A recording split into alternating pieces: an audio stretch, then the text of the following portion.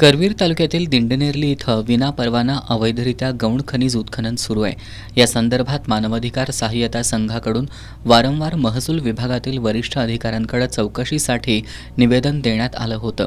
मात्र याची दखल न घेतल्यानं या ठिकाणी राजरोसपणे विनापरवाना उत्खनन सुरू आहे. या प्रकरणात स्थानिक ग्रामपंचायतीसह काही वरिष्ठ अधिकाऱ्यांनी जाणून बुजून दुर्लक्ष केलंय असा आरोप मानवाधिकार सहाय्यता संघानं केलाय. याबाबत आज संघानं जिल्हाधिकारी अमोल येडगे यांची भेट घेऊन मागण्यांचं निवेदन सादर केलं.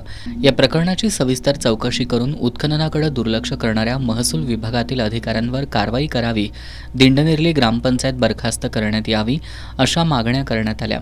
यावेळी संघाचे जिल्हा मंत्री दीपक सामानगडकर, अनंत पाटील, महम्मद शरीफ काझी, विजय लाड, विक्रम पाटील, बंडा लोंढे, योगेश कांबळे, सुहास पाटील, राजेंद्र पाटील, तानाजी जाधव, रवी पवार, राघू ढेरे उपस्थित होते.